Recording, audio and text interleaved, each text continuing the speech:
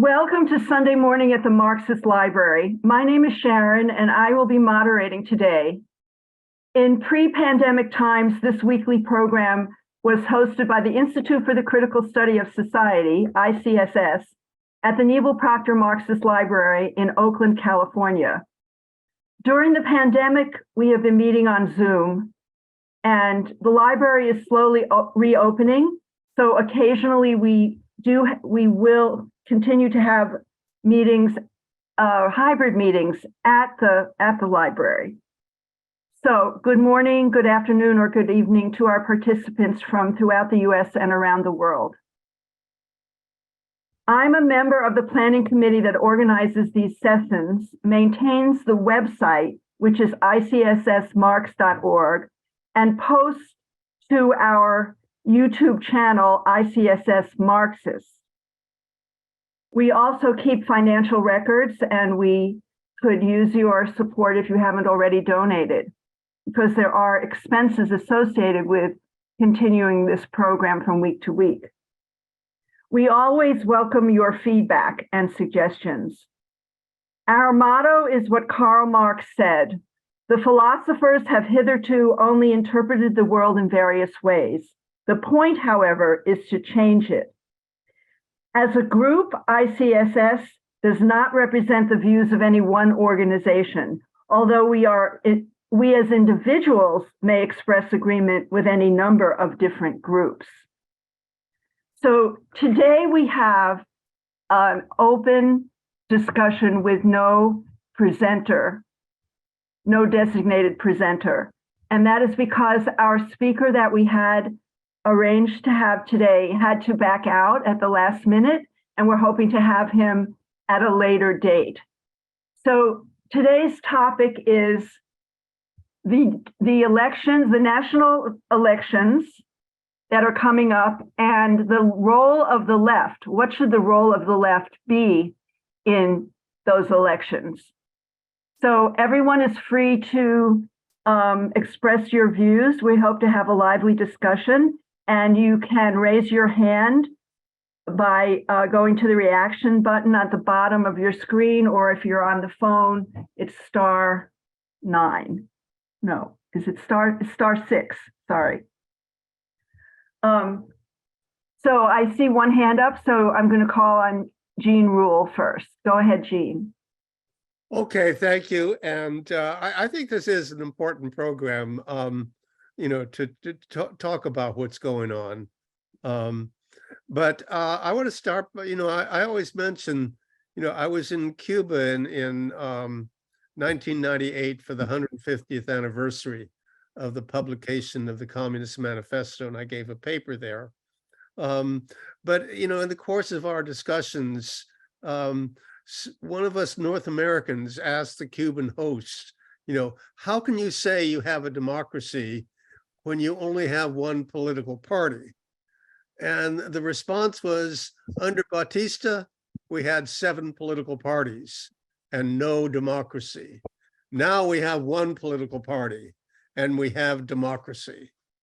And there's a very profound truth, because it goes back to what Marx was saying about the Paris Commune, when he was analyzing. He said, instead, the Paris Commune had direct election of its representatives, who were both representative and action people. They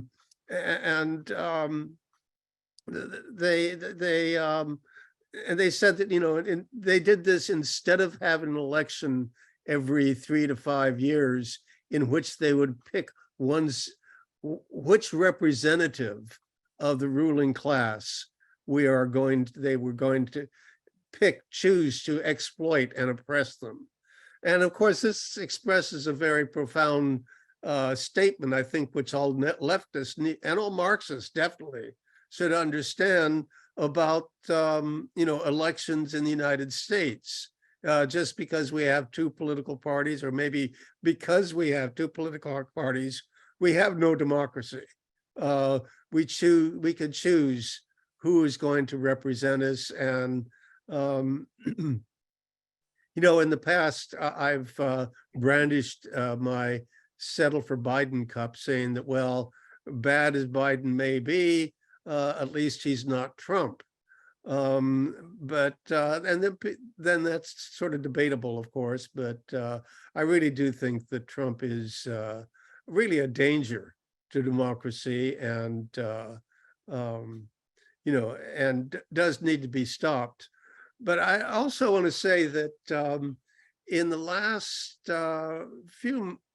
actually almost few weeks, I've been looking at the political system, and on the one hand, we have Cornel West, who is a democratic socialist, and some of us may have our qualms about him in some respects in terms of the theoretical niceties we like to discuss here. But he does speak outside the two-party system.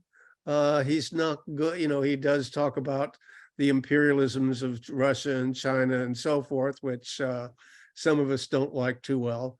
But the other thing, so we are getting some choices, and of course, I've always voted for Gloria La Riva, who is the Peace and Freedom Party slash answer slash Party for Socialism and Liberation candidate, who has always presented a consistently Marxist point of view and an internationalist point of view, in that she has never engaged in China bashing or North Korea bashing and so forth.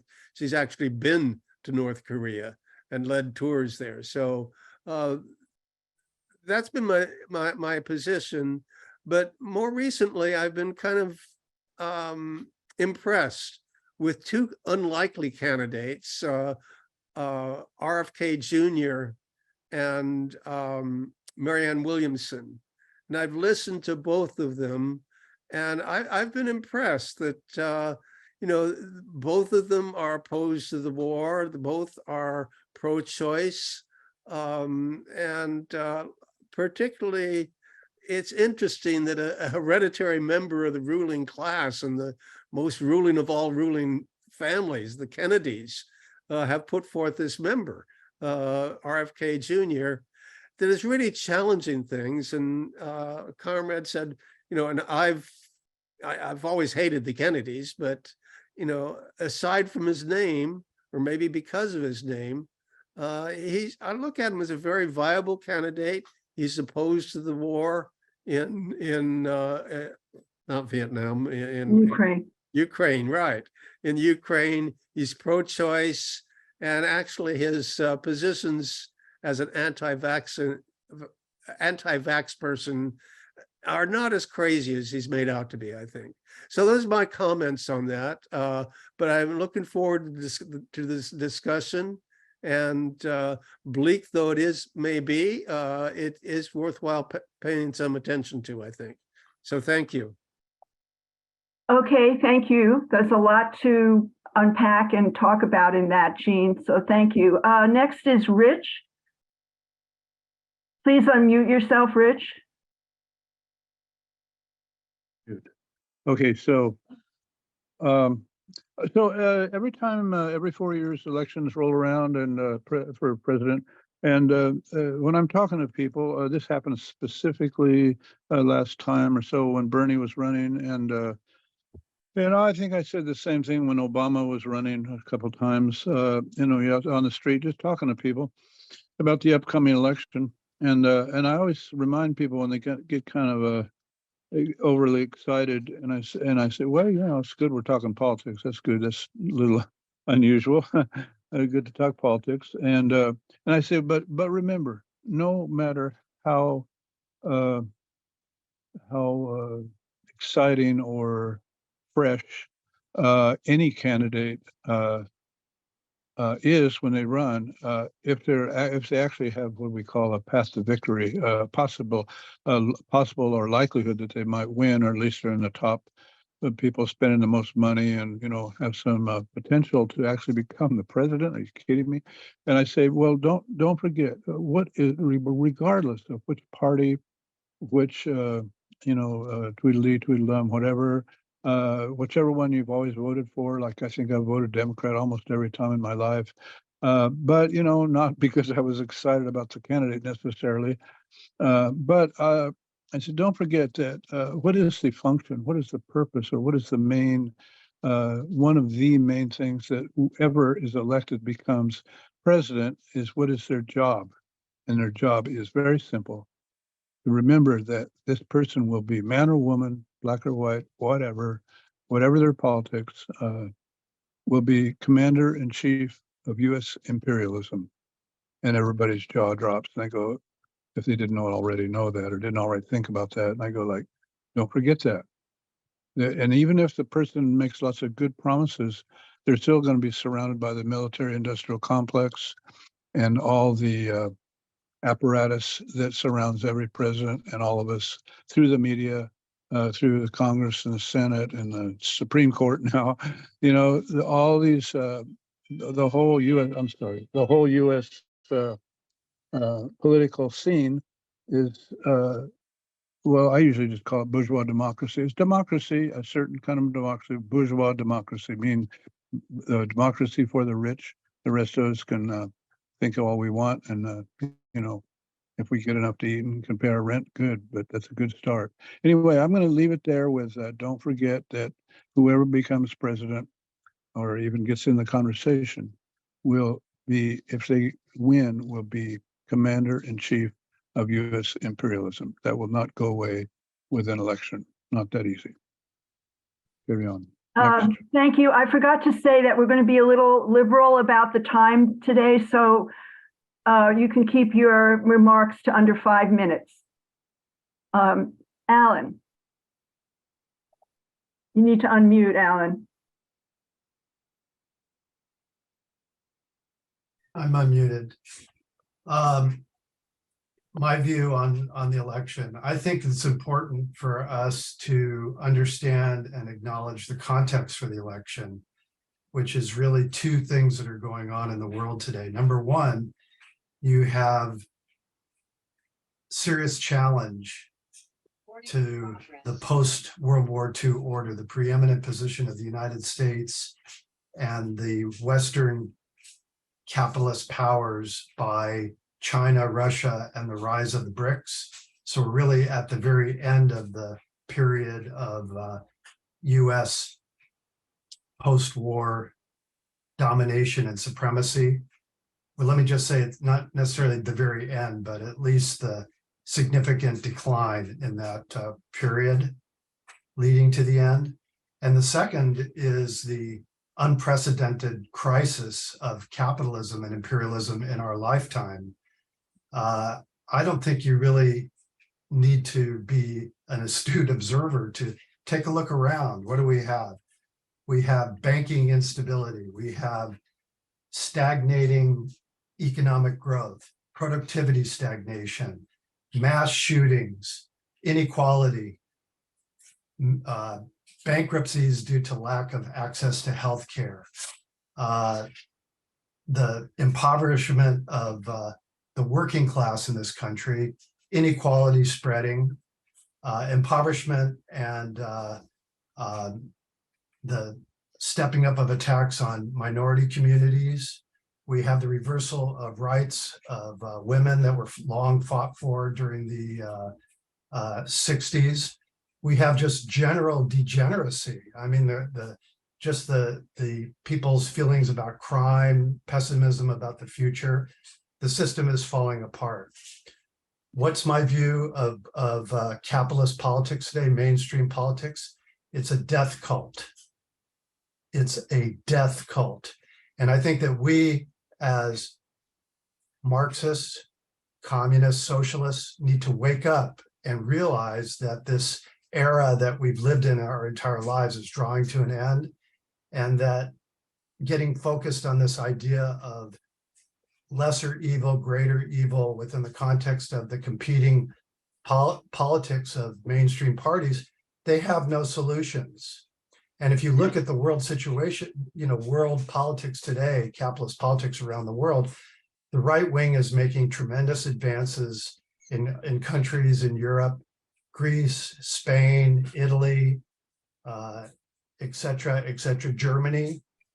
And a lot of that really has, well, should our response be to align with the liberal wing of the Democratic Party? And my answer to that would be no, no, no, no, no. Because in fact, this development of the rise of the right is in fact in response to quote unquote liberal social democratic policies, Syriza, Podemos in Spain, et cetera, their inability to solve these problems.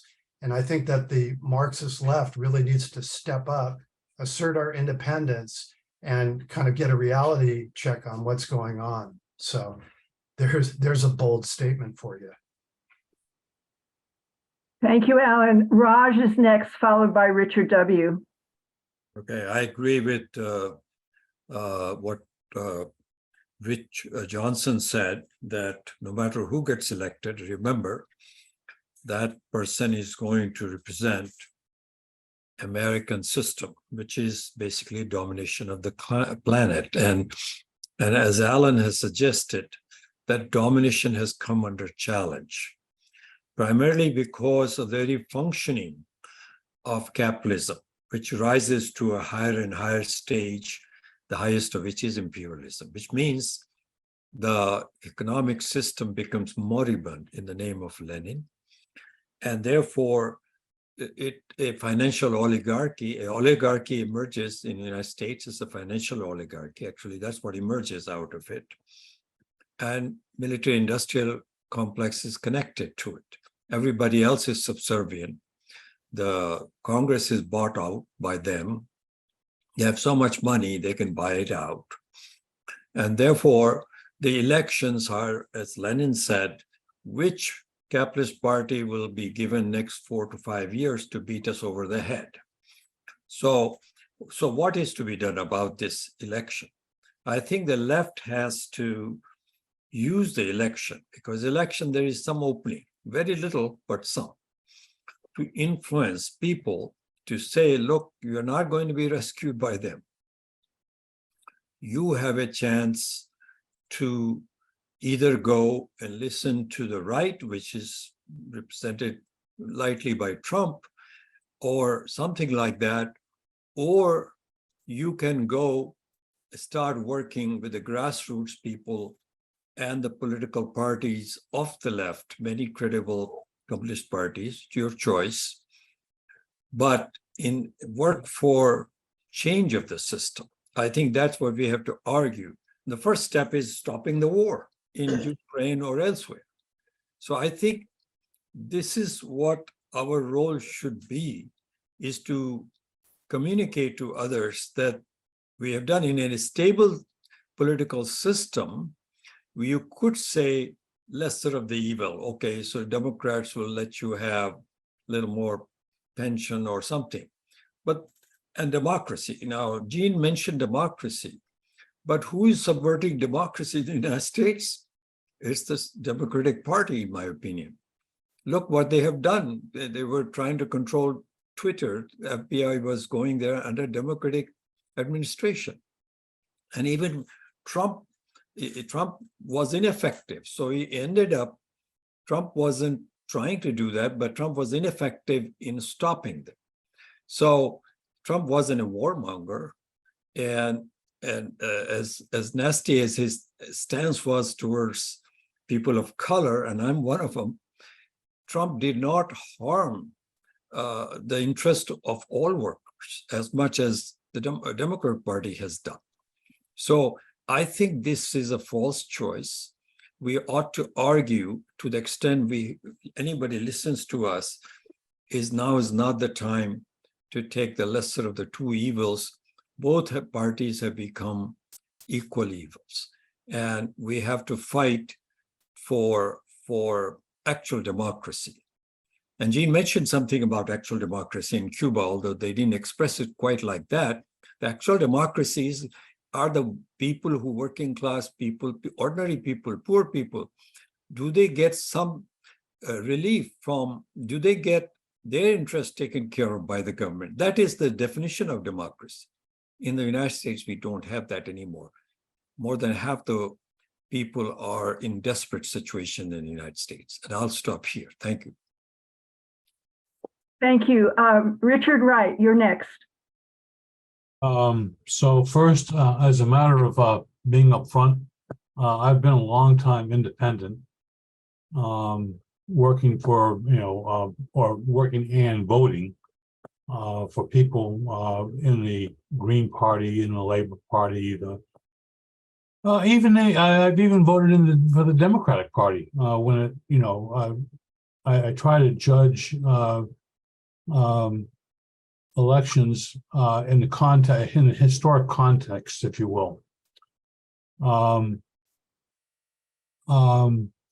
Okay. The other thing is that I think there's a broad consensus here of we're looking at the executive of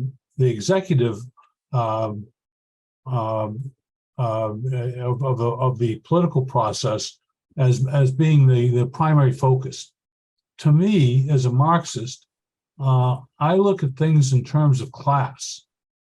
And so in that respect, I think we should be focusing, and this is not new, I've long held this, that we should take a lesson from, I hate to say this, but the Republicans, and focus more on the Senate, which is really much more of a class representative, the elite class, and from that perspective, we focus more on senatorial races than we do on the executive of that. Although I'm not saying that he's not or she's not important. From my own perspective for this election, I've basically given up on voting for Democrats. I'm in the process of writing a letter to my congressman. As a member of a union, I've long time worked for. I've gone and I beat the streets for various candidates. I can't do that anymore. There's as a class, the Democrats are furthering our imperial interests in the world. For example, the state Democrat leadership here have all voted, to the best of my knowledge, have all voted to fund the military-industrial complex. For example, here in Austin, the latest thing is the Army of the what is it? The Army of the Future, I think, is what it's called, the Army of the Future Command. And they're funding investing in military-industrial startups in and around Austin and actually elsewhere within the state. So I'll leave it there. I've had to send my piece for a bit. Thank you. Janet, you're next. Please unmute. Okay. Oops. Yeah. Thank you for this topic. So, I mean, I'll start out saying, although I think highly of Cornel West, he has no chance. But even if he did get elected, he's not presidential material, in my opinion. What does he know about governance, about finances, about budgets, and the military, just how the whole system works, how to work within the system? That aside, the whole electoral system is rigged and corrupt, from political parties to setting up the district lines to determination of who the candidates are. I mean, that's so you can vote, but you don't have, you meaning the people don't really get to choose the candidates, to campaign financing, to how the media distorts things, and to the political polling, to campaigning just in general, all corrupt, rigged, to debates, to primaries, to voter registration, to voter suppression, to voting itself, to voting machines, to reporting or to the counting of the votes and reporting on that. Anyway, the whole system is rigged. So, in my opinion, the role of the left should not be to support candidates or any political party, but to expose the electoral system that is set up as we learned from Noam Chomsky and manufacturing consent to ratify a faction of the ruling class. I mean, that's basically what elections are about, in my opinion. And what the left should, we need to expose that rather than get caught up in the different campaigns. And I mean, it's because, okay, it provides exposure at times for ideas, but the larger issue is the whole system. I'll stop there. Thank you, Janet. Next is Yusuf. Please unmute. Okay, thank you.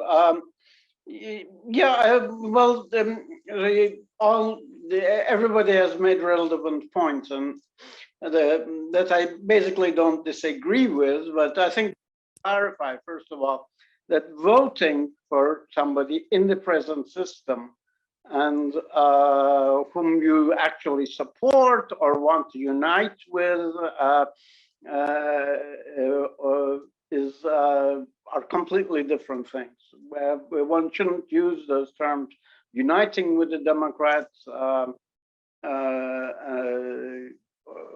or supporting the Democrats, but voting for the Democrats in certain cases is justified because the opposition is the Republican Party, which is getting more and more to a party of not just a rights party. So I think the important thing is to clarify also in the long-term political struggle, aside from the struggle for socialism and workers' rights and other rights of minorities and so on and so forth, discriminated groups. I think emphasis should be made in overhauling the electoral system, change it from presidential system to a parliamentary system, and changing the parliamentary system to a system of proportional representation. This is what you have in advanced the bourgeois democracies, and I think even Canada has this the system. Britain has a system in spite of the having a nominal monarch. So I think the question should be clearly stated: who to vote for and who to support and work with and work for, and these are different.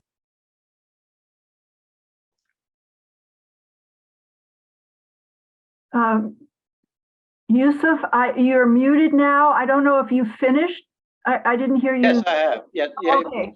Thank you. Thank you. Next is Mark. Yeah, good day. Again, I've been voting since 1972. And and every election I voted in, I've heard this election in and election out. And it's to the point where it's long ago become tedious. Well, it's the lesser of two evils. What is there to say about a population that considers their election the lesser of two evils? That does not denote an intelligent electorate. And then you begin to wonder why the country's in the situation it is in. It's a population, in other words, that deserves what it's getting. And I've been teaching my students for the last 11 years that right now, if this current progression continues, there is only one way this is going to be solved. And I don't think I have to tell you what that is. In fact, you can get it right from Lenin. An oppressed class, if not making efforts to learn to wield arms and to obtain them, only deserves to be slaves. That's Lenin. Interesting. And so when you don't have a functioning system of representative government, which you haven't had in this country for years, we are now in we've been in these wars for decades, and we don't win them like we used to win them, do we? In fact, now you even see with the military budget keeps going up and up and up. Biden's giving more to the military than Trump ever did. Yet at the same time, keep in mind what's going on underneath. Last year, the Army wanted 60,000 recruits. They got 45,000. The Coast Guard has not hit their recruiting numbers in the last 4 years. They're down almost 5,000 people. The Navy just squeaked over their recruiting numbers, yet they are down 200 career officers. They have 3,900 recruiters, and they want them to work now 6 weeks, 6 days, not 5 days a week. It's not going very, and this is the trend that needs to be watched carefully, the recruiting. Because if you think about it, you're asking for more and more money for the military, yet if people aren't going to show up, what kind of a disconnect does this show? Interesting, in the Ukraine war, which is why one of the reasons we're throwing so much money into the Ukrainian army. That is your army. Americans, for the most part, don't want to fight. You are arming this army because you are arming a NATO army. That's what that army is going to be. And those are the people that are doing the fighting, not Americans. Interesting how America's going to fight this down to the last Ukrainian, and the Chinese are going to fight this down to the last Russian, because what really matters here are the resources. That has been America's policy since 1945. There's two basic premises of American foreign policy. One, maintaining the dollar as the world's reserve currency, and controlling resources. Those are the two building blocks for American foreign policy since 1945, and that has not changed. What Rich Johnson said earlier is whoever is president is caretaker of the empire. Oh, that's pretty accurate. That is pretty accurate. That's it for now. Thank you. Next is Eugene, followed by Norma.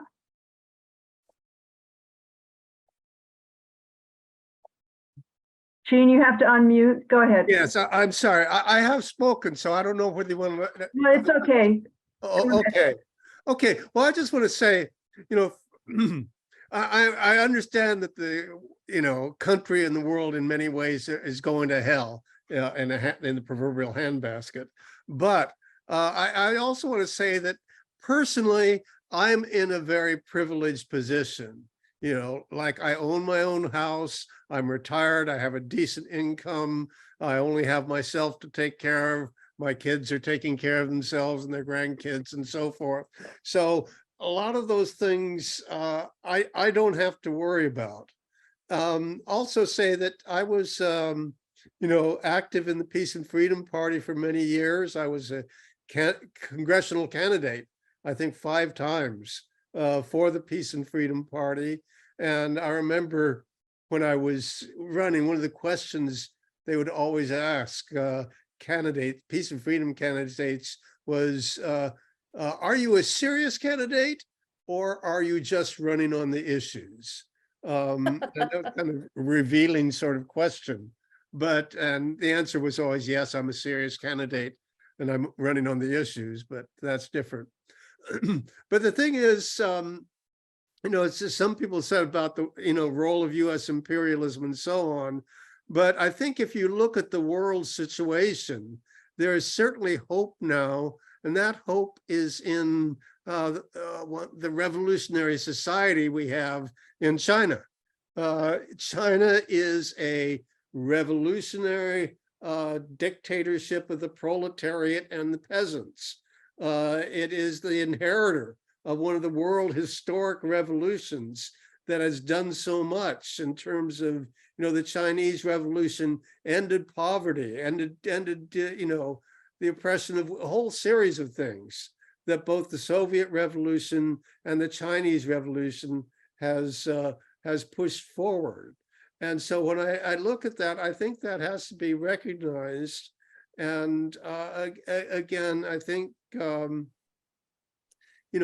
Chinese are doing a lot in terms of, in terms of making peace. They're not just, they've eliminated poverty in China, which, of the poverty alleviation that has occurred in the world, nearly all of it has been a result of China. And they're doing a whole series of other things in terms of climate change, in terms of nuclear weapons and so on.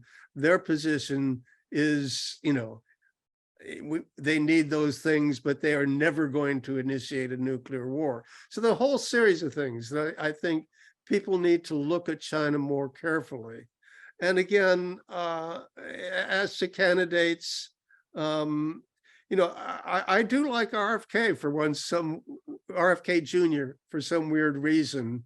I had antipathy towards the whole Kennedy family, but I have to say that if you look at the issues, he's against the war in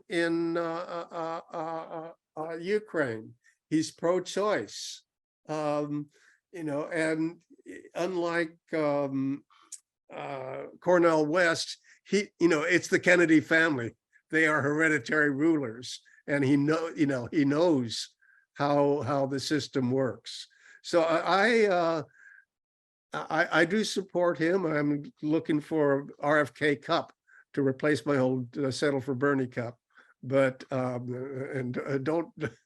don't roll your eyes. Settle for Biden Cup, right? You meant to say, did you not? Settle for Biden Cup, yeah. Anyway, those are my comments. But I do think when we look at the world situation, there is hope in terms of the revolutionary situation, specifically China, but we're moving towards a situation of unipolarity where the United States runs the world, and we now know that they can't run the world. We have Russia, China, and the whole BRICS situation extending to things like dollar diplomacy and the domination of international finance by dollars and so forth. So it's a whole new ballgame, I think, and we need to understand that and figure out what to do. So thank you. Thank you. Next is Norma.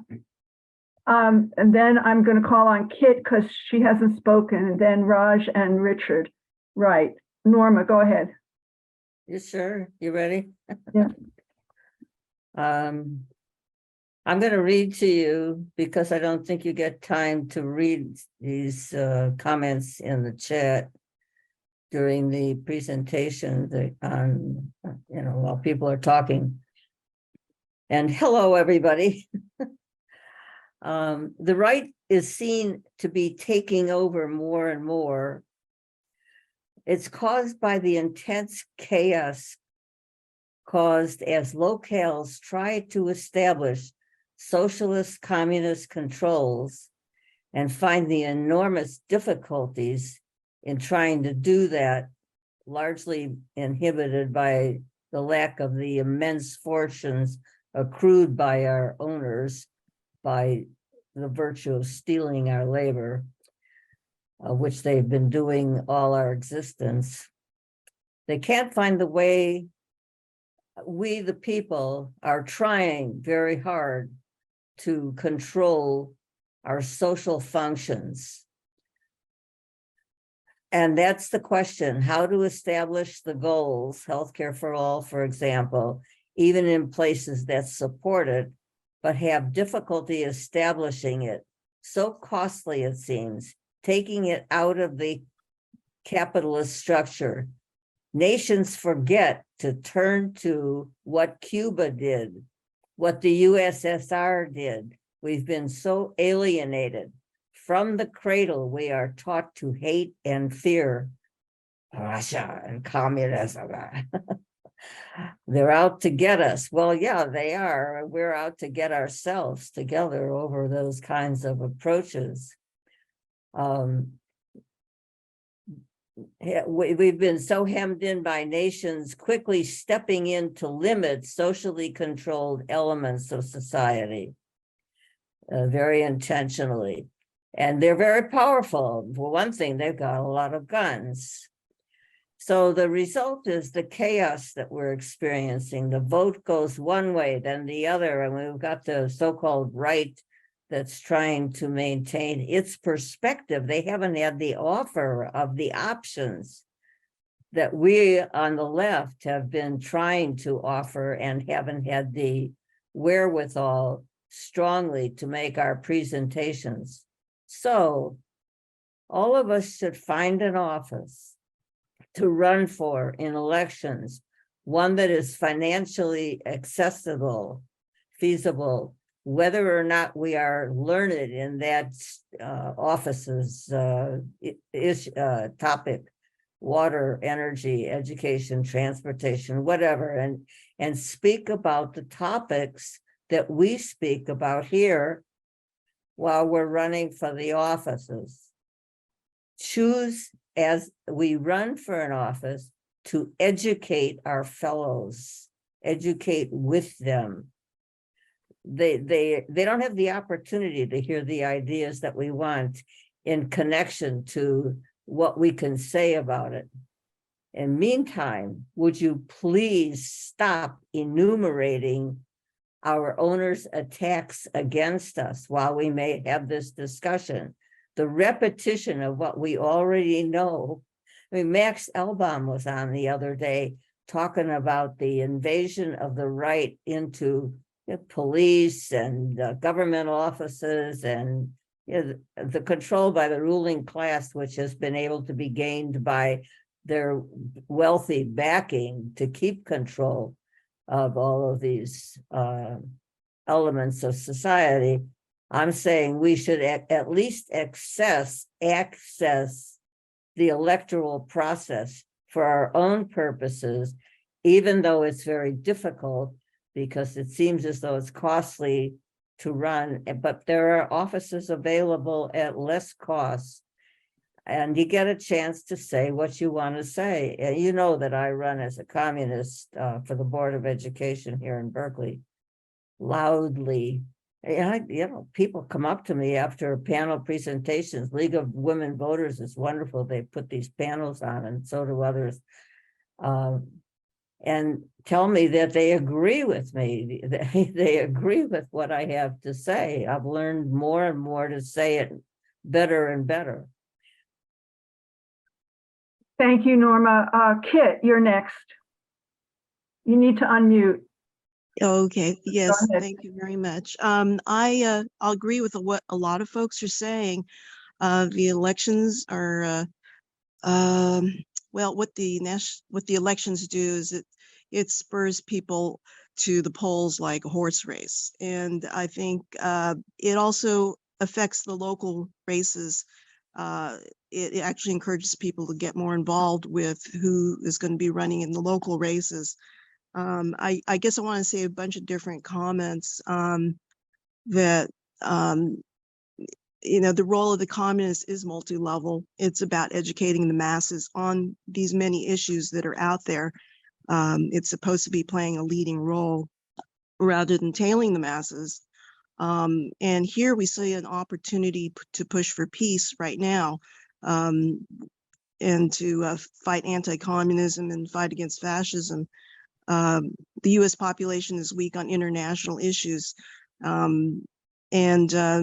What I'm seeing is that there's actually a little bit more peace candidates running in the Democratic Party, which is a challenge to the Biden administration.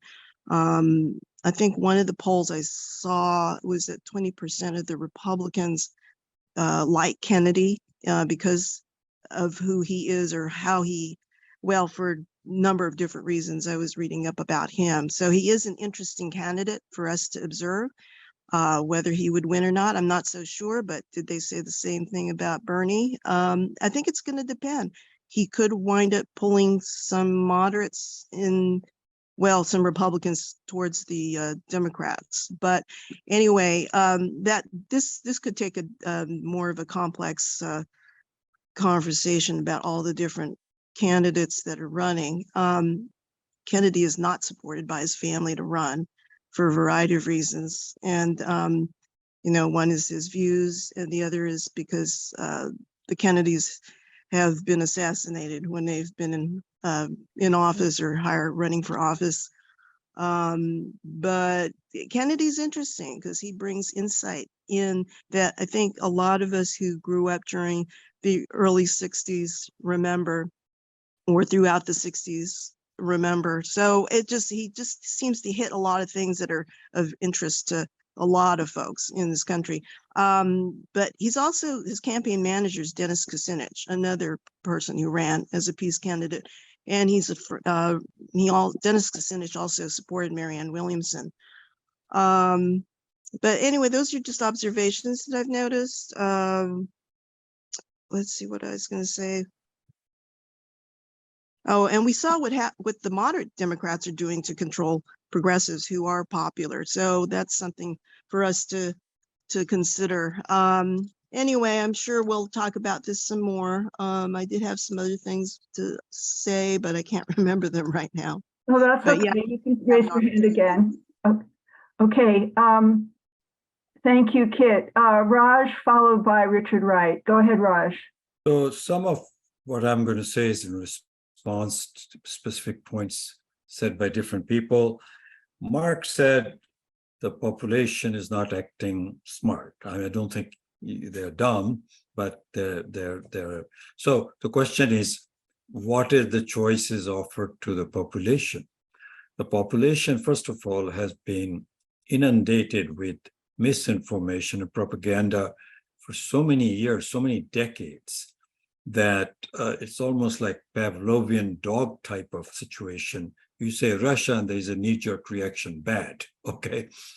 And Russia becomes the enemy because it suits American interest to keep this war going somewhere or the other, because then the oligarchy stays in power. It's kind of like what happens in Pakistan that is happening in the United States. So population, people are not dumb, but they're alienated. And what happens is they go towards, why did they go towards Trump? Almost half the population went towards Trump. And Trump violated so many rules of bourgeois democracy, and yet they went there.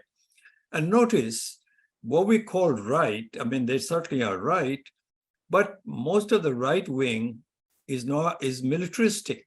Trump is not. I'm not saying vote for Trump. I'm saying these are peculiarities of our time. People are judging who can get them out of the situation they're in. And the system gives them only these two choices. So the question is, how do you get past that? That is a difficult question. Just a very quick comment, because it's not a discussion on China. Chinese Communist Party, Chinese system did end certain poverty, but it was absolute poverty, not poverty as such. So capitalism cannot end poverty. That is what the system is there, run by party, but I'm not going to go further, but just absolute poverty, which means rag pickers, they're the one. And that's quite an improvement. Now about Kennedy, regardless of what kind of candidate he is, the kind of smear campaign that is going on against him is very interesting. We should discuss it. I happened to give some money first time when Bernie ran, kind of to shake up the system. I said, throw in some money.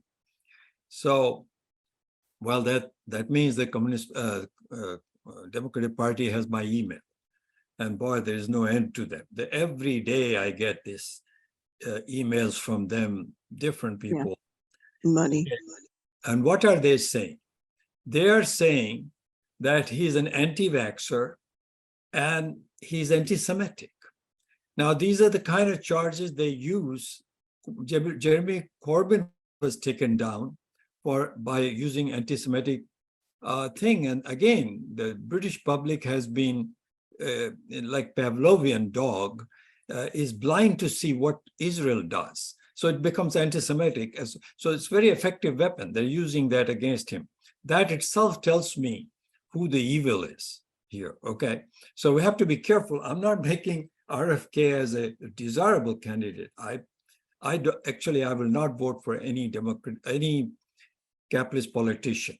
So I will only vote for, if I'm going to vote, I'm going to vote for a socialist politician in the United States, who will not be elected. But I think it's important to take note of what, and as far as democracy is concerned, Democratic Party is undermining democracy through the big media, you know, the big electronic media, the Google and Facebook, and all these are recruited by the state to become kind of agents of the system. So we have to be very careful. Thank you. Thank you, Raj. Richard, followed by Mark. Yes, I've taken down a few notes. Unlike Mark, I'm the youngster here. My memory is not so hot. I wanted to take note of the fact that I put a link to an article at the start of the chat that I think is useful to read. It's not a Marxist analysis by any means. It's more from it's not very ideological. It's a liberal, basically, but it has to do with a lot of voting around deliverables, and which I think bears reading. It was originally shared with me by Harry Todd. This is sort of related to what Raj was talking about, and that is that I think we need to remember that that politics is no longer what I call bimodal. That even in Congress, you now have like 3 or 4 parties in the U.S. Congress. And so to talk about it in terms of Democrats versus Republicans leaves out at least like libertarians, and I hate to bring them up, but also independents. And I consider a party are the people who are not voting, and that's becoming a very large segment of the quote those eligible to vote.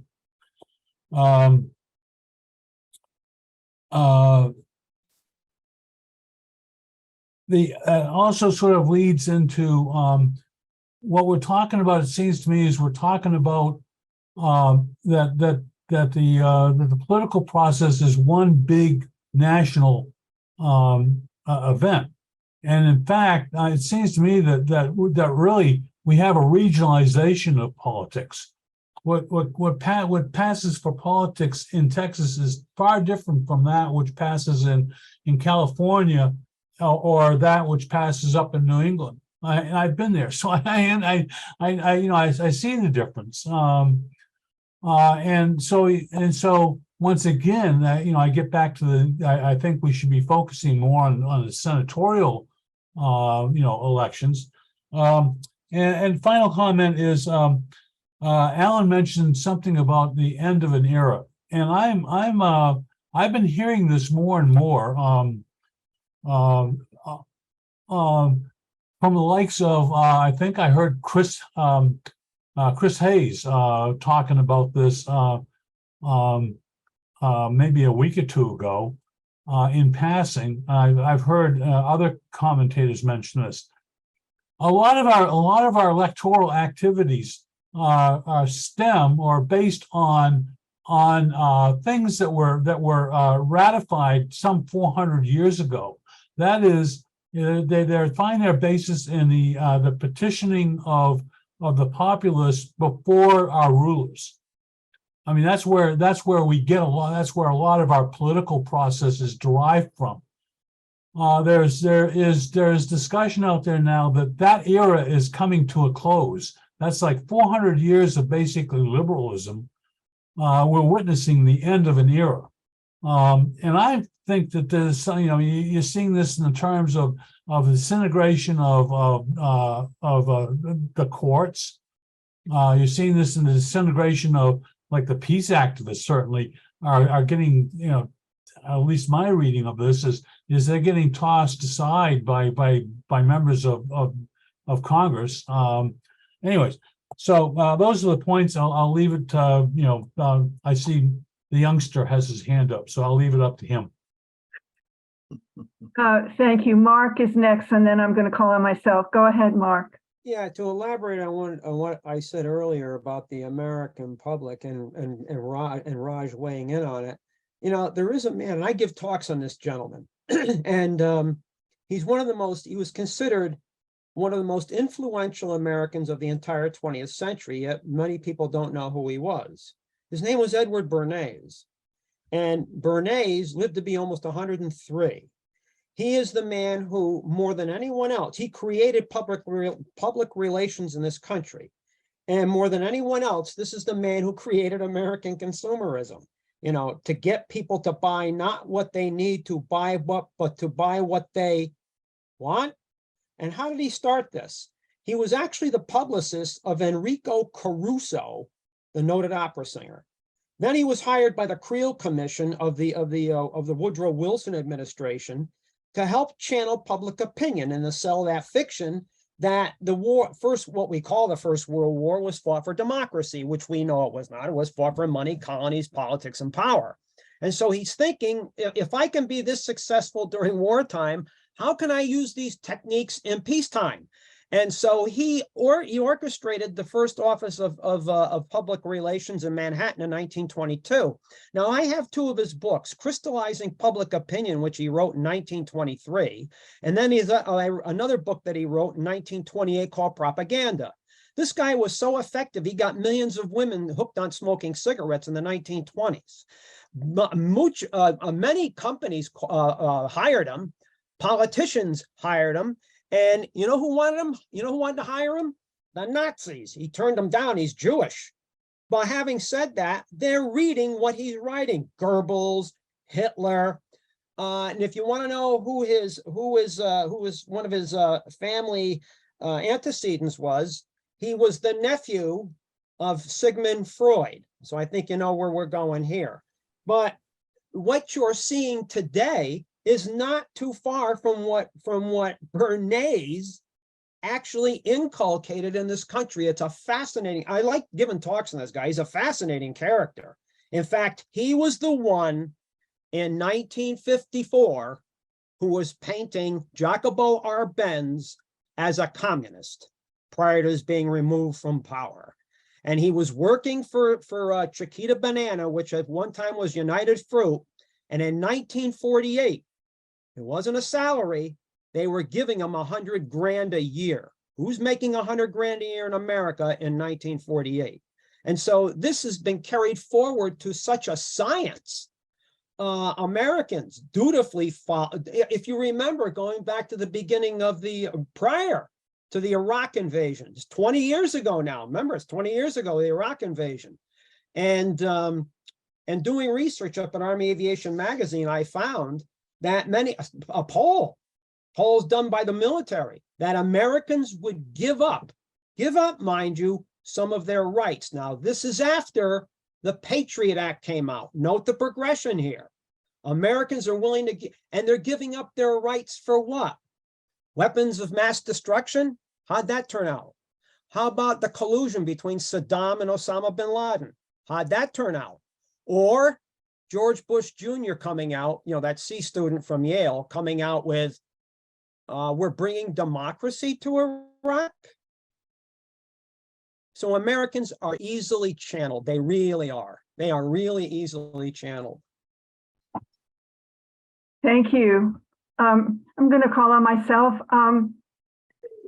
I agree with what Alan said, that the Marxist left needs to assert its independence. But the question is how. So, because we are not going to, at least at the moment, how for the foreseeable future. And I think we cannot say we're going to win on a national level. And in fact, I'm going to inherit, ask Gene if I can inherit his Settle for Biden cup, because I think on a national level, that's what we have to do. But on a local level, and what I do has often very much been guided by the understanding that all politics is local. On a local level, we definitely need to assert our understanding of what's wrong with, assert ourselves to educate our fellow citizens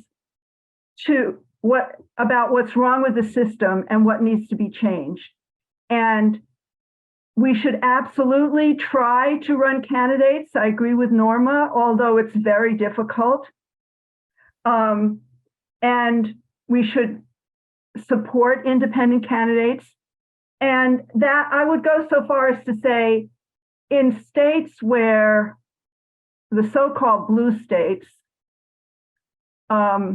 where it's a foregone conclusion that Biden is going to win, it would even be right to support a third candidate if that candidate had met certain minimum standards, like opposing the war. And I don't have to say more about that, but I think we should all become activists in local areas, and we should, including in the Democratic Party. And I belong to a club of the Democratic Party that claims to be the most progressive club, if not in the country, definitely in California. And yet they support the war. There was a vote in which I lost, or my side lost, our side lost. But it was really good that a few of us who did it, raised the question, had that vote, got a chance to stand up there and say, you're wrong, it's a proxy war. And actually, a few people have told me since then that they're kind of maybe moving in my direction, in the sense that they no longer support the limitless, bottomless pit of money that's going to the Ukraine, but from the Biden administration. I also think that we need a lot more analysis about what are the most important races to focus on. I'm open to what Richard said about concentrating on the Senate. The Senate race in California is going to be very important next year, and we'll have a chance to educate people about, who's the most progressive candidate and talk about the real issues. Finally, let me say that I think that the only good thing that the Trump administration did, and probably despite Trump, was that they managed to facilitate the development of the COVID vaccine as pretty fast. They did a lot wrong otherwise with COVID, but they did develop that vaccine, which saved millions of lives. And Robert Kennedy is an anti-vaxxer. He was at the beginning of the COVID epidemic, way before now. He expressed his anti-vax views. So I think he's a crackpot. And although it's true that the Democrats are really going after him, he should be gone after. I'll stop there. Who's next? I see if there's anyone who hasn't spoken, I'll give you priority. Otherwise, I'm going to call on Raj. Thank you, Raj. Go ahead. Actually, Alan was ahead of me. I Alan. was moderating. I lowered my. Okay, go ahead. Alan should go first. All right, Alan and then Raj. Go ahead. All right. So I want to respond to some of the things that people are saying. I want to accept the challenge that Sharon put forward, and to frankly say that I can't say that I have a clear path and a clear answer. Okay, so I'm going to qualify my statements about this. But I do want to say a few things very strongly. Number one, our trajectory is down. I think everybody sees that. Our trajectory is down. I want to make an even bolder statement about that our trajectory cannot be reversed from going down. And in fact, we cannot, on the basis of mainstream capitalist politics, even slow the downward trajectory. In other words, I don't see any electoral solution within the framework of mainstream politics that is going to slow this decline. All I see is further degeneration and further decline. And I think people have to really understand that the economic foundation of our society, that there are no solutions to the current crisis outside of further immiseration and further degeneration. And this is really only going to lead to politics shifting to the right. To kind of make it slightly more concrete, does supporting Democrats or non-Republican or lesser evil candidates, is that going to reverse this trajectory down? And I think that we have enough experience to see that that is not the case. In all of these countries, for example, in Spain and Greece, wherever we've had sort of Germany, liberal, socialist, quote unquote, politics that really haven't challenged the basic power structure and basic economic relations, the electorates have, in frustration to this, moved to the right. And that's what's happening now.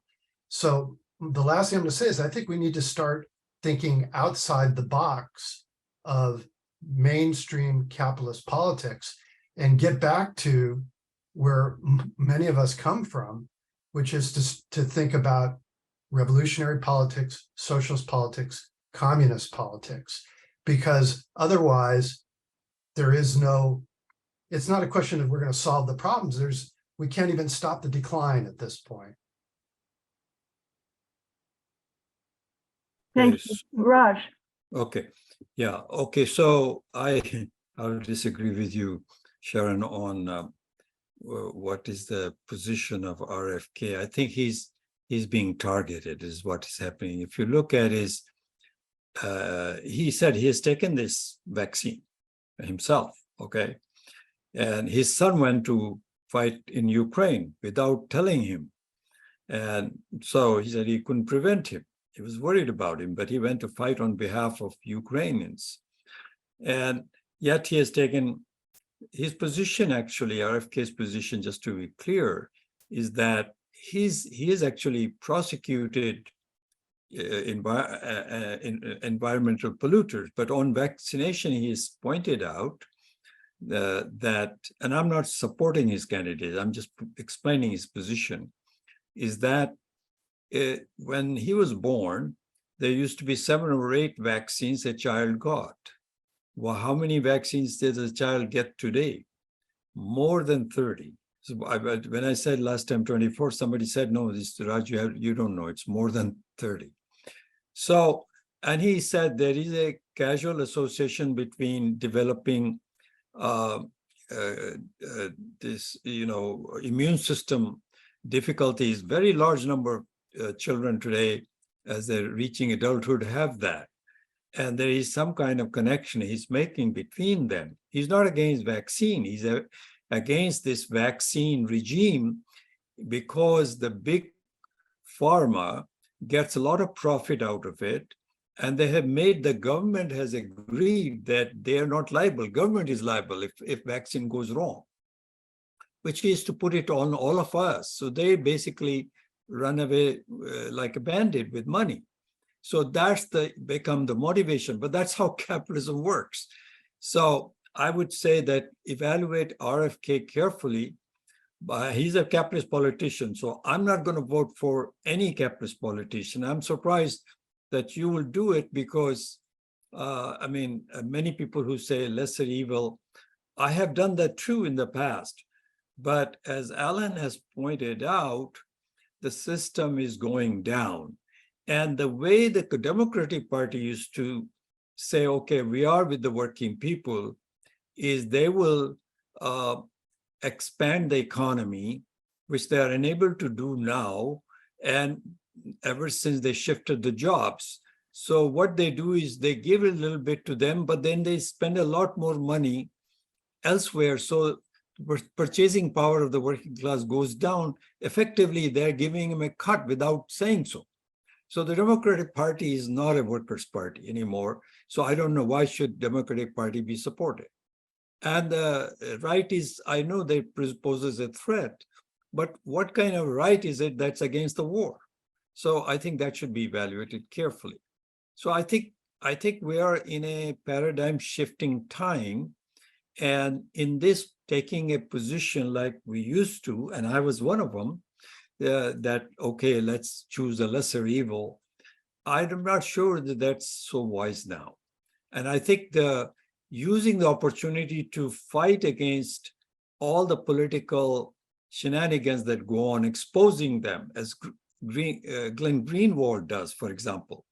You know, he's been accused now of being a Putin asset and an anti-vaxxer and all kinds of things. So I think that's my position, is that evaluate RFK carefully. Don't go be misled.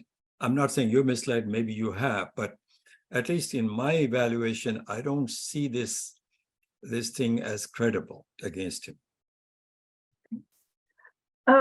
Thank you. I'm going to call on Karen because she hasn't spoken. Please unmute yourself, Karen. Followed by Mark and Yusuf.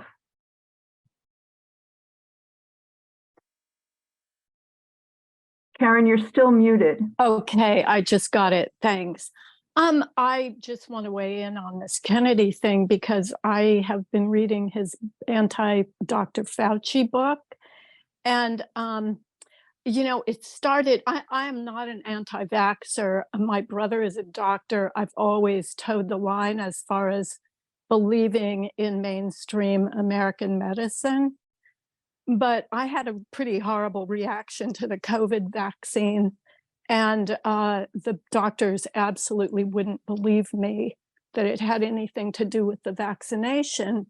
And after that, I started reading his book, and I found it so horrifying that I got through a few chapters and I just couldn't read it anymore. But I came back to it now when I realized he's running for president. And I've been systematically, as much as I have time for, going through the citations in his book and looking everything up. And the more I read, the more I feel that the book is basically pretty credible. And you know, I'm not a scientist, and I'm really struggling with this because I don't fully understand the science, and I'm very open to other people's opinion. But I'm just like, the more I read, the more absolutely shocked and horrified I am by the American medical system. And actually, it's worldwide, because there's a lot about Bill Gates and what he's done in Africa, and it's just unconscionable. If it's true, and maybe it's not, but I have not really found much evidence that what he's saying is not true. So that's it. Thank you, Karen. Mark, followed by Yusuf, followed by Kit and Rich. Go ahead, Mark. Yeah, thank you, Sharon. There are a couple of things here that you know, long-term trends that may be developing here, besides the fact that they're not, you're beginning to see a lack of joining the military, since we have a volunteer military. The other one here was the Commerce Department, because back between 2016 and 2020, the Commerce Department showcased the fact that in that period of time, 2016 to 2020, 16 million new people entered the voting pool. Now, anyone want to guess what age group that is? And then at the same time, 10 million exited the voting pool. Want to take a guess at what age group that is? Some recent polls suggest too, and I brought this up to that representative from Florida's 27th district when she was the sponsor for that concurrent resolution number 9 which came out February 2, 2023, and it passed the House by 328 to 86, the denouncing of the horrors of socialism. There are 13 points to this. I rebutted all 13 points and I sent it back to this lady. I haven't heard back yet, and this lady's going to get hit again. If she doesn't respond, she's going to get hit again. If she doesn't respond, she's going to get hit again. That's how this is going to work. Having said that, you see here this perhaps a nucleus growing here to a potential backlash to the corporate state brewing here, a long term. It's going to be long term. This, it took us decades to get where we are. This is not going to be solved in just a few years. But to me, these are trends to really watch. And the other one here is, I don't believe that Trump is as much. I think he's more militant than some of you people think he expect. If you recall, when he was campaigning in 2016, there were a number of incidents here where people protested him, punch him, beat him up, throw him out. Let's understand something about Trump here in June 2020 in Washington, D.C., when people were protesting and he wanted the streets cleared. He did not want the police. He did not want the National Guard. Of course, he's infringing on posse comitatus, which I don't know if he knows anything about this, but the guy's an arrogant, self-absorbed, constitutional illiterate anyway. He wanted the 101st Airborne, the 82nd Airborne, and the 10th Mountain Division. And what did General Mark Milley tell him? No. Now Trump is calling it a marker here. He gave trillions to the military, trillions. And when it's time to call in the marker, what did Milley tell him? No. To me, that is a setup for January 6th, what we call January 6th. And lastly here, how about Syria? What did Trump once say? Well, if we're going to be in this area, let's take their oil and make them pay for it. What did he do in Syria? Have we gotten out of Syria yet? No. So if Trump gets in, don't think there's going to be less war here, because fascists exist on what? Force. Mark, tell us which age groups you're talking about. I don't know what to think about it. What about what? Which age groups? You mentioned that this age group and that age group. Oh yeah, no, the 16 million who are taking their part in the voting pool are the young. The 10 million exiting are the older people.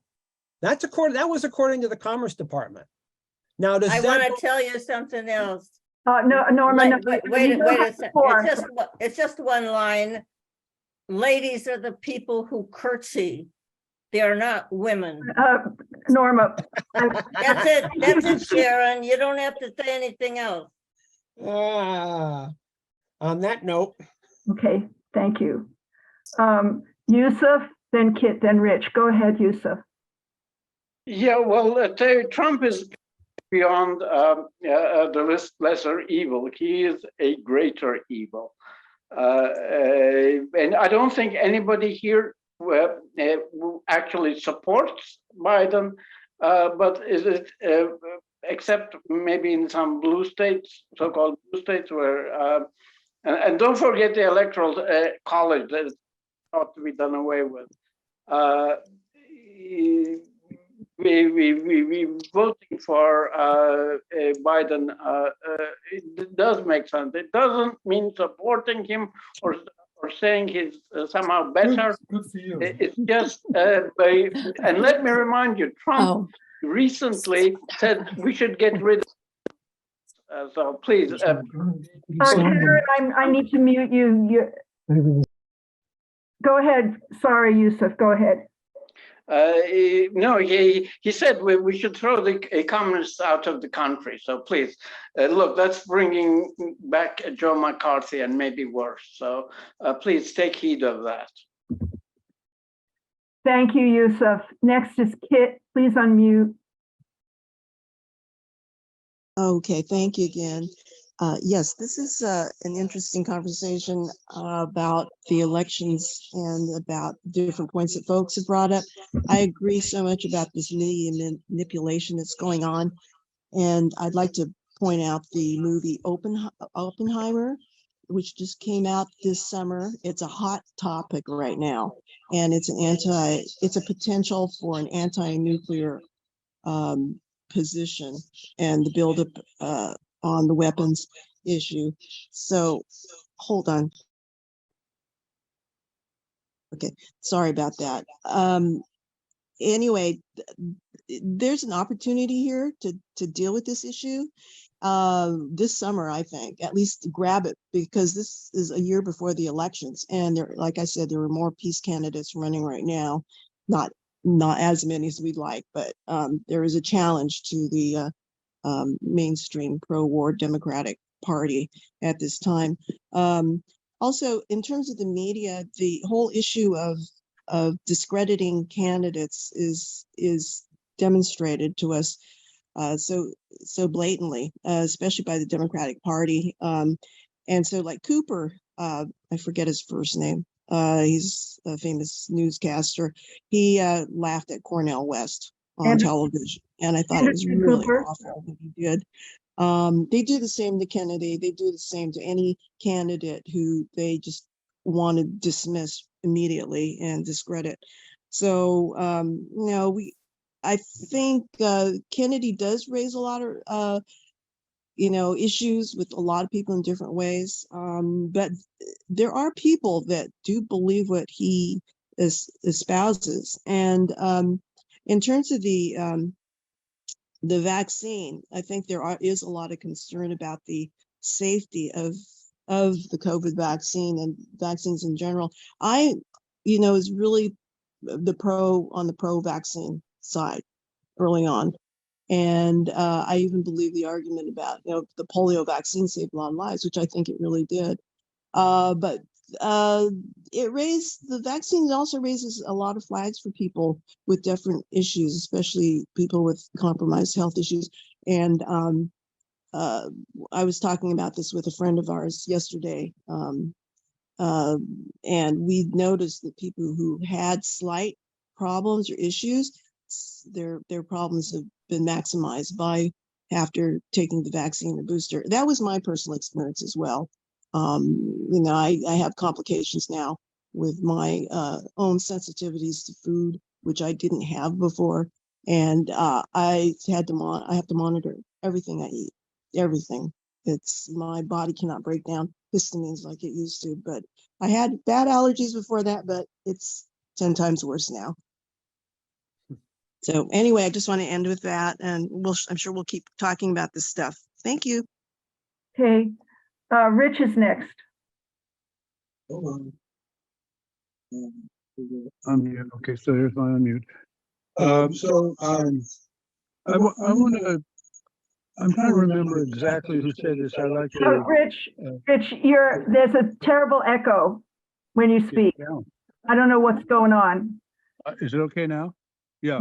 That's better, yes. What's going on is we have two systems like 5, 6, 7 feet away from each other. They bounce off each other if both of us have our volume up. Sorry.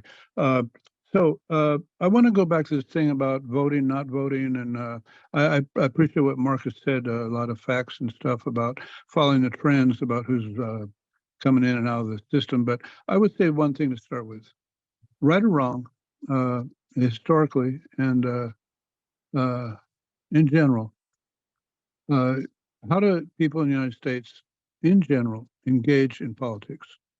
And the answer is simple. Most people don't, or many people don't, or very little. At least that's my impression. And the one thing we all do, many people do, not so many, whatever, is vote. That's the definition of democracy. The popular definition is the first thing you do in politics is you vote. Everybody should vote. Push it. And I think Mark said of how many people are not voting now, or dropping away from voting, not even registering to vote that could. Okay, so that's important. But what I'm saying is that I think other thing is that I think we, in a very large sense. As I hear people talk, not exactly here, sometimes on our Sunday mornings, but just wherever, people on the left tend to think that because we're on the left, that we know what's going on. And the people that aren't, quote, in the left, in the organized left, doing organized work of any type, whichever trend, tendency, whatever, no more than other people. And I'm going like, people on the street aren't stupid. They know stuff, especially what they know right now, inflation, you know, where the economy is headed, because it's affecting everybody right now. Even though Eugene took himself out of it because he's privileged and he's got retirement and all that stuff, baloney, that stuff can fall away. Like they're talking, I live on Social Security personally. That's my only income now at almost 80 years old. And I'm feeling it because for one, Republicans talk regularly about taking Social Security away and Medicare away, stuff like that. So that could happen. So what I'm trying to say here, what I'm really aiming at is, first of all, if we want to talk to many of the people in the US about politics, once every year or two, 3 or 4, whatever, every 2 or 4 years, people start talking about politics because it's on the news all the time. Maybe it might be all junk, but people are starting to talk about politics. So we can't avoid the realm, and how we engage with the people that are even somewhat concerned about how to vote, how to do this, how whatever's happening to be voted for is important, how we deal with that. So what I think, for one, is that we should, the question for me is kind of like the opposite of Bernays, or maybe the same method but different, is what's our target audience? Who should we be speaking to? Where would it make a difference? Where's our base? If we were to take the time, as the Republicans have done with in the Senate level, as was mentioned earlier from Richard, probably from Texas, where is our base? You know, and where if we put time and energy into it and talk with each other and everybody on the street about, you know, how can we make a difference? You know, we got limited time. I mean, I have very limited time, 10 years if I'm lucky, if even that. So I'm just saying, so what I'm really saying is that I think we should engage with the voting public. Now, there's another level there where people like Mark referred to, where we say we need to be able to engage with those who aren't voting. And I don't think we should go with illusion. I don't think we should promote illusions by them starting to vote. It's going to make a huge, big difference. But the other thing I want to say was, I think this attitude of we need to teach people, of course, we're trying to learn things that we can share with people. But I think our approach should be, we need to learn from people, not exactly go to them to teach them like we know better. People know a lot. Maybe we can help them raise the level of the discussion a little bit by listening to what they're saying and saying, oh, they're saying what I wanted to say, but they're saying it so much more clearly. I should start to learn how to say it, how they say it, the conditions we all live in every day. Thank you, Rich. You've made a lot of points. Okay, yeah, move on, carry on. Thank you. Next is Richard Wright. Yeah, I just wanted to add, since my name was brought up, as far as who I address down here, the two principal bodies that I address are my labor union people, you know, so that's the TSU, and also I'm a member of TARA, which is Texas Alliance of Retired Americans. So that's one sort of group, and the other group that I talk with on a very regular basis are DSA. In large measure, the DSA people are much younger, so I'm in conversations with those people. So in the case of the unions, I'm talking to a lot of elderly people. In the case of DSA, I'm in touch with a lot of the younger people. So those are my two principal bodies that I'm in touch with. I have very little to do with the political stuff. I'm much more in favor of organizing, to be honest with you. Do you mean trade union organizing directly? Is that what you mean? When you say I'm in favor of organizing, what do you mean? Yeah, you know, so I'm out there for TSU in particular. Okay. I'm manning tables, you know, talking to state employees, although there's problems with that right now. And I just went to the nurses demonstration about 4 weeks ago, and I was putting people, you know, in touch with the CP. I was putting people in touch with DSA. I was putting people in touch with, you know, I'm sort of a, you know, be organizing all the time kind of a person. Okay, well, the chair does not see any more hands. Oh, here's Jean. Okay, let me just say that it's noon here in California. And we do not have to stay until 12:30, although we have the time if we want to. So go ahead, Jean. Well, I just kind of wanted to carry on some of what Richard was saying, because, you know, in terms of sometimes we tend to approach this, well, how should I vote on this? How should I vote on that? And that's important, but it is also important to link up with other people who have similar views to exert your collective power. And, you know, I'm a member of Veterans for Peace, which is an educational humanitarian organization dedicated to the abolishment of war. And we put out, I used to do a lot more of this. We would every Wednesday, my friend Gerald Smith and I would go out and set up a Vets for Peace table and pass out various literature on various issues. We put out flyers, one of which was, why is Cal building nuclear weapons? Because it turns out the University of California, that every nuclear weapon in the United States arsenal was designed at one of 3 nuclear facilities, all of which are run by the University of California, which is a curious place for university to be engaged in.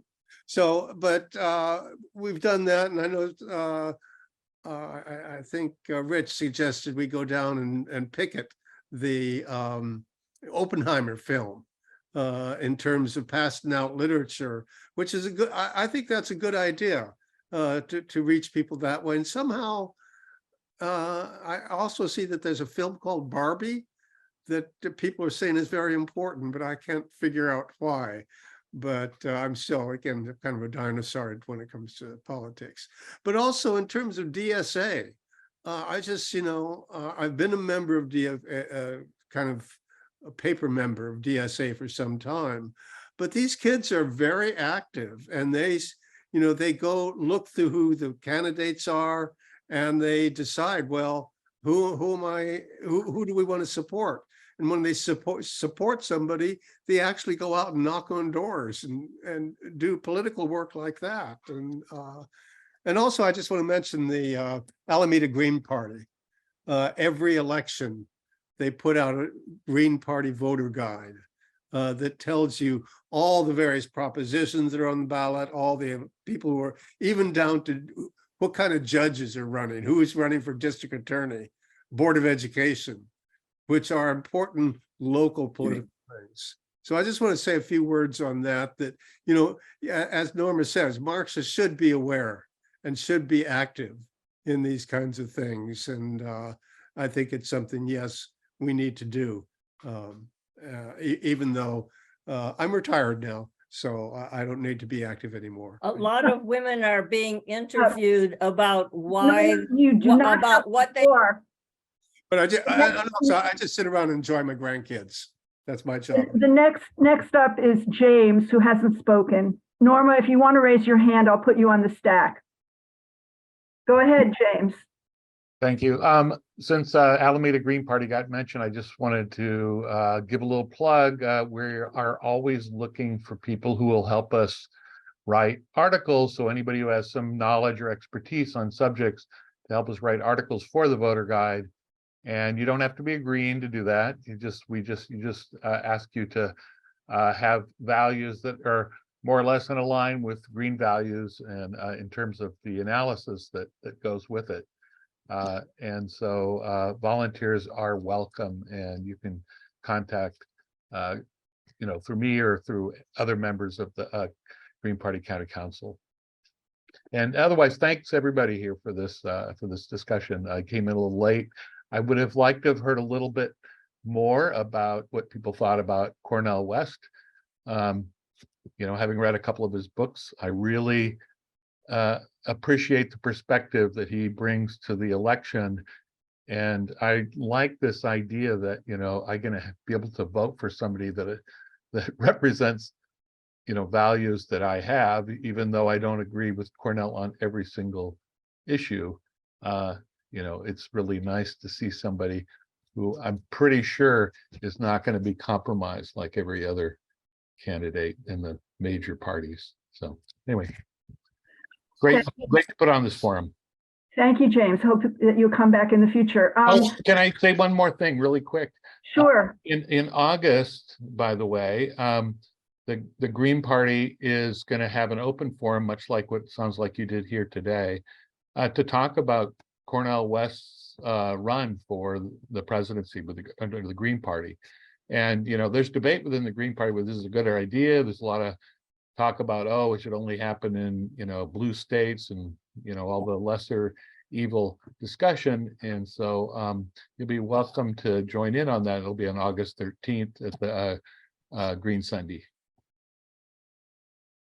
Thank you. I'm going to call on Richard who has not spoken. And then I'll go back to the other people on the stack. Go ahead, Richard. Well, I've been listening to all the contributions, and almost without exception, they're quite interesting. But as a whole, I have to admit they don't form a coherent whole, and so they more discourage me as a whole. But I would like to go back to Alan's contribution, which I think it was in a Marxist-Leninist tradition. That is, he tried to look at the objective developments of society, which Lenin and Marx tried to do also, and from that derive some strategies and tactics. And I'm not able to develop his formulations further, but it is worth reiterating. He said that the American system, the economy, the political system, the social system are in a deepening crisis and an irreversible crisis. And, we need to absorb that. How does one function on the Titanic, and it's politically or any other way? I think it's, I'm not sure how to go about this, but on the whole, I don't think we're doing it. The so-called left is certainly not doing it, but is not incapable of doing it.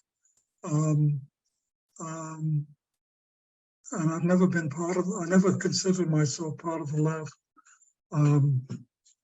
So we need to follow in Alan's footsteps and attempt to study the dynamics of late capitalism in the United States and the world, and see how it's going, and the general scope and also the details. I'll leave it there. Thank you. Yusuf, followed by Janet, followed by Norma. Yusuf, go ahead.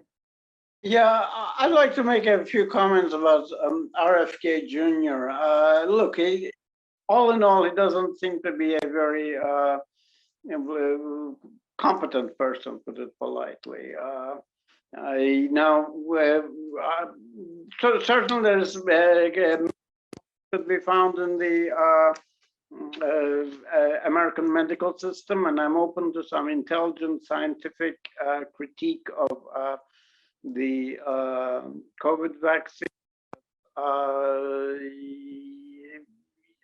He's clearly a demagogue. I'm sure there are better, more competent sources to consult. Just as Republicans are distancing themselves from Trump because they find him a liability, I would distance myself from RFK Jr. on the same ground. Also, it's worth noting that he pledged unconditional support for Israel. Former supporters are distancing themselves from Israel because of its extreme right-wing government. So I think I would not have much good to say about RFK. Of course, a broken watch is correct today, and yes, he may have made coincidentally some good remarks. Okay, thank you. Janet. Yeah, for about most of this discussion, to me, it's sort of like been there, done that. 4 years ago, 8 years ago, same thing. I mean, when Jill Stein ran in 2016, I was a delegate, one of her delegates, and really was excited about the prospects. But then as things developed, she didn't get much of the vote. And I'm afraid that that's going to happen with Cornel West, regardless of what I said about him earlier. And it's going to end up being one of the two corporate candidates, the two capitalist. I mean, you know, the Democratic and Republican parties are both capitalist parties, including RFK Jr. He's a capitalist. Supporting any of the two, the Democrats or Republicans, that's basically supporting the capitalist system as far as I'm concerned. RFK will possibly, well, I don't think he could ever win the Democratic ticket. So what is he going to do? He's going to either perform as a sheepdog like Bernie Sanders did, and or I don't know, there's talk about people wanting him to pair up with Trump, you know, to be the vice presidential candidate on a Trump ticket. But still, you know, it's like the same. To me, again, it doesn't make sense to support any of the candidates or parties. It's about how corrupt this electoral system is, and the whole system, the capitalist system, etc. And we should focus on that. Okay, Norma. People, let's see, a TV station broadcast its interviews with some women about the Barbie movie, and women were expressing important views about relating to the Barbie event people might notice the women's impressions about it that were important, because those are women's. And of course, we don't pay attention to that kind of thing. The news I've been putting up there, the need for Ukraine to surrender since a year ago last March, and telling people that they have been being told the news in a Madison Avenue advertising style. That's the content that they've been getting, and that's the which they adhere, because it sounds like news to them, and that's very unfortunate. I want to remind people that there's been recollection of Chisholm. What's her first name? Chisholm, Shirley Chisholm's campaign for president in '72. You know about it? If you don't know, oh, okay, I see Sharon nodding. Yes, right, okay. It's stunning that she was a candidate, and along with that was the Jesse Jackson campaign, with which the nation memorialized brilliantly and beautifully. And you need, if you haven't seen it, you might look at it. I participated in both. Well, I don't remember if the '84, but I went to Austin to participate in the Jackson campaign in '88. And it's to my glory, you know, it's to my pride that I did that. Thank you. Jean, followed by Raj. Yeah, somebody mentioned Israel, and I want to remind everybody about next week's program, which is Norman Finkelstein, who's going to be talking about that among many other things. But again, you know, we haven't had much discussion of Israel, and it's a pretty sensitive topic because, you know, on the one hand, there's the Holocaust and the other aspects in terms of elements of democracy in Israel. But on the other hand, there's the treatment of the Palestinians, the expansion of the settlements and so forth, basically doing to the Palestinians what we white people did to the Indians for so long. And I think that's a really important question. And I'll just remind you that one of our comrades, Wadia Halabi, you know, who is a refugee from the expansion of Israel, you know, he refuses to call it Israel. He says it's occupied Palestine, which is an interesting take.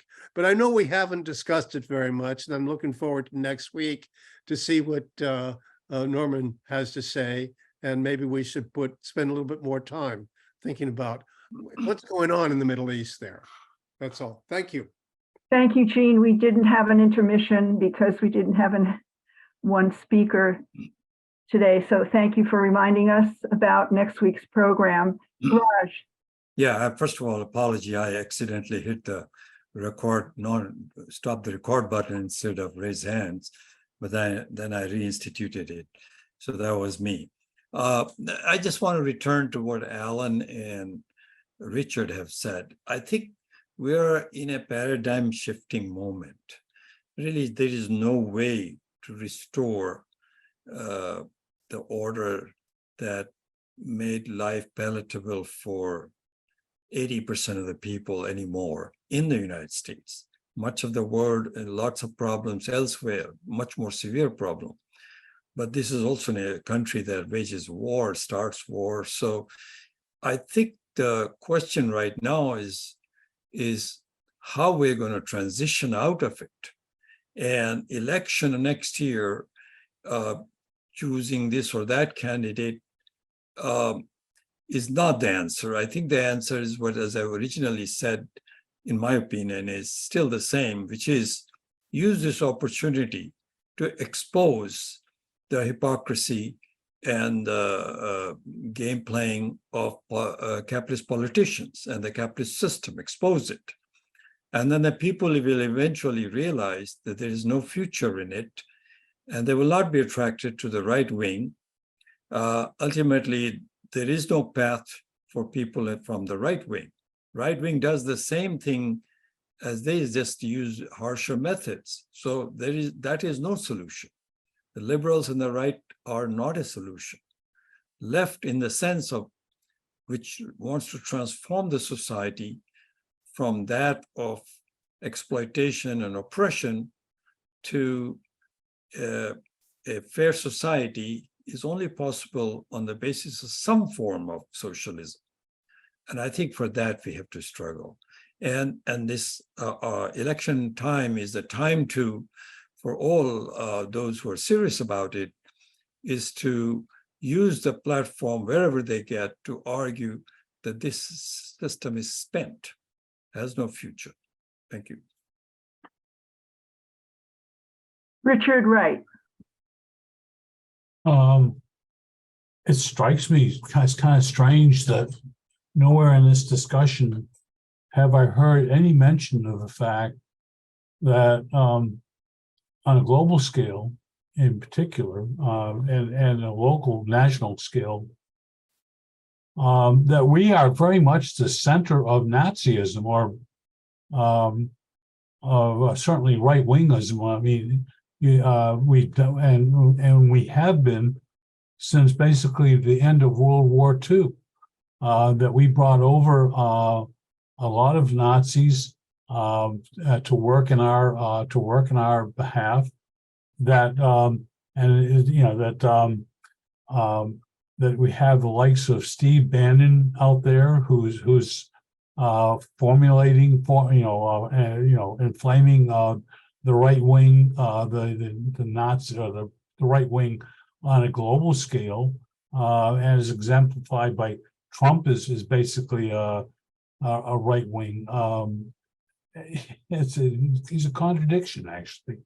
But nowhere have we mentioned that we are the center of the right wing movement globally, and that strikes me as being is bipartisan.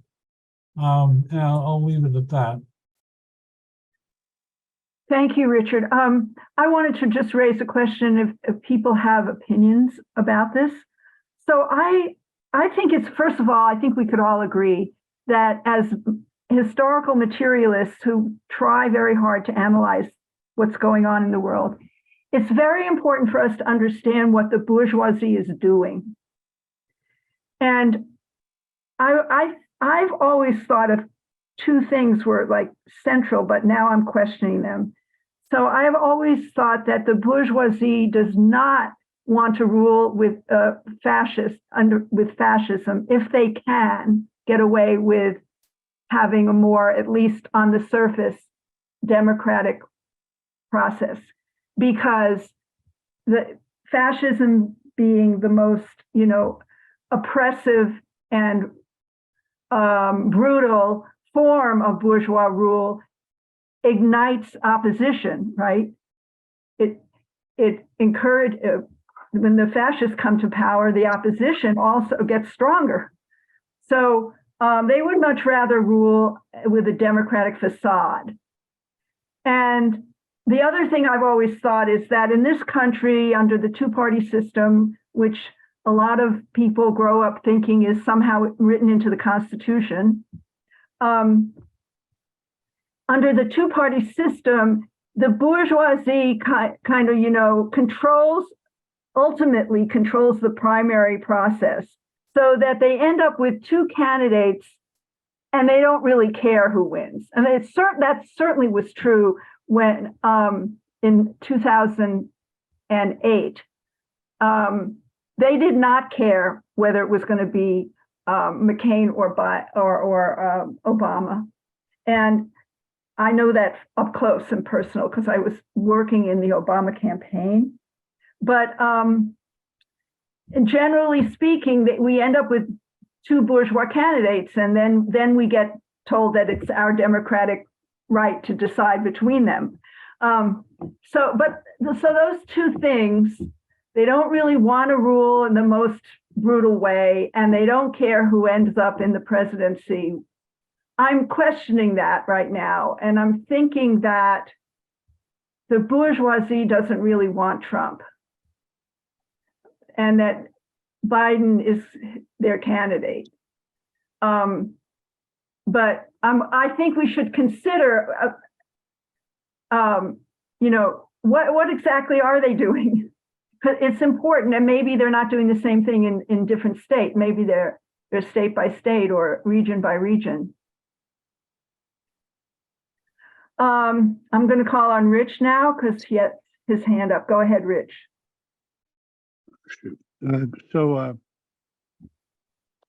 Yeah, we're coming to an end here, I guess. But the thing I didn't say earlier was, and I want to say Norma has brought up this thing about running herself regularly over the years, and and her argument for it, and raising issues and all that. And I think that's good. I guess one thing that for myself, for a dozen years, 12, 13, 14 years, whatever, I spent a fair amount of time and locally working on local campaigns along with friends, lots of friends. And I just want to say, I think that's important, but I don't know how to say it more clearly than I said last time. It's a way to get in touch with people who want to get involved in politics, and to try to, I guess I would say, if it's possible, to warn them about, well, even the candidate themselves. If say I'm behind one, or working with a bunch of people behind one candidate, to realize that when people go in to get involved politically, in other words, a lot of people are out there going, "What can I do?" Well, some of those people will say, "Well, I could run for office," and so when one runs for office, then you might or might, depending on the field, depending on who else is running, depending on what the issues are, depending on how articulate or how well planned your campaign is, or what kind of support you have, a large body of people that want to work really hard, or very few people that think your fancy ideas are, really worthwhile. So, and then also to run a campaign, regardless, even if it's a small campaign, if you're going to get an impact, you have to raise money. So the Bernie example is you can raise a lot of money from, I think they claimed the average was $27 per person. I know I sent $27 way more than one time. But in other words, who knows what it really is. So I guess what I'm trying to say is I still think it's one good place to meet people, to organize, but I don't think it's sufficient. And Richard Wright came the most clear, I think, talking about how he works with his union, and then with the DSA people. Another good example of where a lot of people stepped in the last couple years to 4 years maybe, and joined DSA. Because that's the group that had name recognition. Bernie's not even a member of DSA, as far as I know. He's an independent, and not really even accountable to the DSA organization. But there are many different kinds of people in DSA, and so what I'm saying is that I think that, and Sharon mentioned all politics starts local or is local or whatever, and I definitely agree with that. But it's it's difficult to keep a large worldview, to do enough work, enough study, enough research, enough discussions about what's going on internationally, and at the same time do local work where there's very little talk about the international, the significance of international politics in the U.S., where it's obviously on one level super important because it takes a huge part of our budget every year, and also our influence around the world and the influence of the world around us. And as Alan said, the trend is downward, and we can all see it, feel it, hear it. Now, I know that over time, capitalism here in Britain, wherever, has reinvented itself, or whatever you want to call it, gone into new phases, new ways to find new markets and new ways to exploit people in countries or whatever. So I do agree with Alan that it seems the trend is down. And then the big question is, as the trend, I think Marx could be quoted here, but I'm not the one to quote him because I don't remember that kind of stuff. But I do think the question of where we're going to go in the next 5, 10, 15 years is a little bit open, but the trend right now seems down. And what does that mean? Rich, What does that mean? Yes. you've gone way beyond your 5 minutes. All right. Well, I Sure. can say, I want to, Theron mentioned the word, I'll end in about 2 or 3 sentences. The thing about fascism is that is on the agenda in many different ways. And that's one significant thing we need to deal with and understand and the danger of it. And it doesn't have to be a good outcome. Just saying.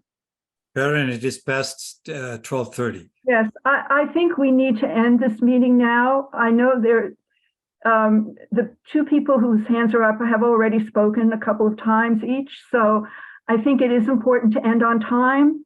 And this, obviously, we have not exhausted this discussion among us, so all of us who want to are aspiring to take Marxist have a Marxist understanding.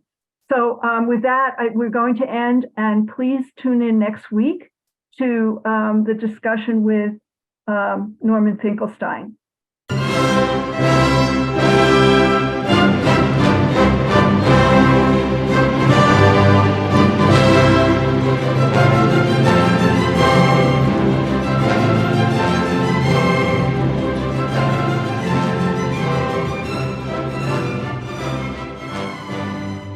Institute for the Critical Study of Society at the Nebo Proctor Marxist Library receives no corporate funding, nor do we have any paid staff. We rely on the support of working class folks that share our commitment to the socialist legacy of Karl Marx. We continue to need funds to meet necessary expenses. Since we can no longer pass the hat at our in-person forums, please send contributions to our treasurer, either online via PayPal or by check. The PayPal ID is ICSS Sunday, SUNDAY, @yahoo.com. And the name is Richard Fallenbaum. And checks may be made out to Richard Fallenbaum and sent to him at 1225 Nielsen Street, Berkeley, California, 94706. Fallenbaum is spelled Fallenbaum. To donate directly to the Marxist Library, send a check to the Nebo Proctor Marxist Library at 6501 Telegraph Avenue, Oakland, California, 94609, or directly or donate online at www.paypal.me/npml. For information, write to npml at marxistlibr.org, and the website is marxistlibr.org.